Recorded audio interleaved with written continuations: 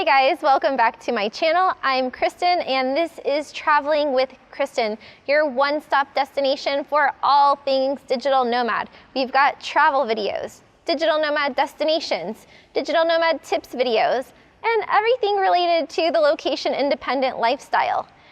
Today I'm talking about the worst digital nomad jobs. These are, in my opinion, the hardest ways to become a digital nomad, things that you should probably think twice about doing. I've been working for myself as a digital nomad for almost 15 years in countries all around the world, and hands down, I think these are the worst jobs. They're still possible, but it's just the hardest way to make money quickly. So without further ado, let's talk about it.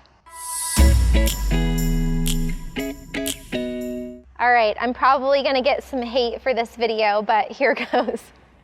The first worst job as a digital nomad is a blogger. I'm sorry, not sorry. It's true. Being a blogger is so difficult. It's so hard to make money that way. You can do it as a passion project, you can do it for fun, but if you want to become a digital nomad fast, you can blog, but you just might not make money at it for a really long time. So the reason for this is that writing, whether it's good or bad, just writing is a common skill that many people have, and a lot of people have blogs. It's one of the most obvious things you can do. You can do it about any topic, and you can do it from anywhere. So a lot of people want to start blogs, but it's really hard to differentiate yourself and stand out and make money. So to monetize a blog could easily take months or a year or even multiple years, or you could never make money from it.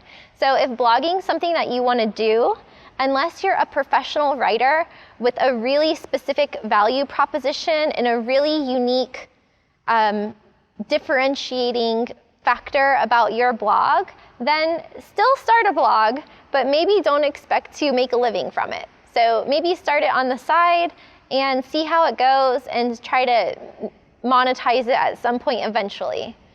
So blogging, sorry, but there's so many people who fail at blogs.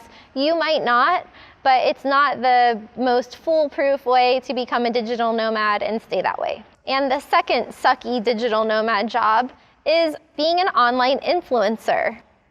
Again, probably gonna get some hate for this, but yes, you can get paid to travel the world. Yes, you can be an Instagram or YouTube superstar.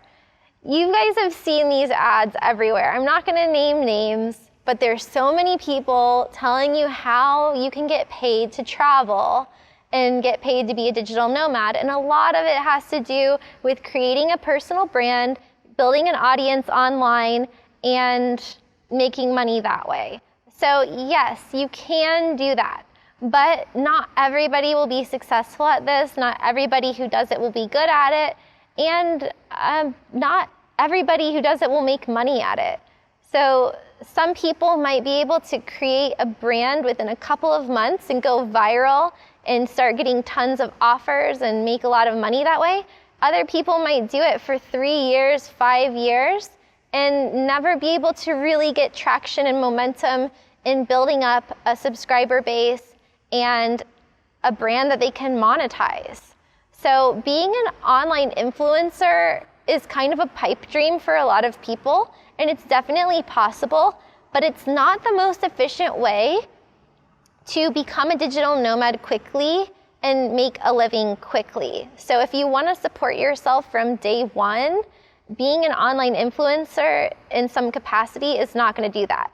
Also in the similar category is, I'm just going to put this under a big umbrella, anything travel related. If you just want to be a travel writer or reviewing hotels and restaurants or getting paid to travel in some capacity, or creating a job that's specifically around travel, I would caution you about that. So a lot of people think that if they become a digital nomad, that they have to then have a job that by nature just describes their experience as a digital nomad, which typically involves travel. And it can be a combination of some of the things that I just talked about. So I just want to be really clear that if you want to become a digital nomad, you don't have to change your job completely into something travel related, like documenting your experiences traveling. Now, I do that, but I've been doing that since over a decade ago. So I've been traveling for half of my life, almost 15 years. I've been working abroad. I've been helping people, thousands of people, become digital nomads or move to different countries. So like this is right in my personal zone of genius and what I'm passionate about and my skill set and expertise. So yes, I'm doing a YouTube video. My YouTube channel is travel related, but it's also not my only job and source of revenue. And it's something that I have a lot of credibility for because I've been doing it for so long. And even then, it's still difficult. Like this is just kind of a passion project that's fun for me, but it's not my main source of revenue by any means, just for fun. If you are a computer programmer, but you become a digital nomad, so you quit your job, you don't have to quit your job, but let's say you become a digital nomad, then all of a sudden you start a travel blog about being a digital nomad. That's fun, but you might not want to quit doing computer programming because that's where you're going to have your bread and butter. So just when you make the transition to being a digital nomad, it doesn't mean that you have to drop whatever career path you were on before and all of a sudden learn how to be a travel blogger or start getting paid to travel. It might be worth it more for you, for your hourly rate, to pay for your own hotels and your own Airbnb and just work sometimes. Since we're on this whole topic of influencers and blogging and branding and things like that, YouTuber is another one of the hardest digital nomad jobs to make a living at. And I'll just say YouTuber, also Twitch streamer, for example. So there's a lot of people who make money by doing live videos or posting videos online, but not all of them can make a living at it. So maybe you're really good at that and you have a huge amount of subscribers and a huge audience. That can be great for you. But I think Twitch has, let's say, 2 million. I have to check the numbers on that.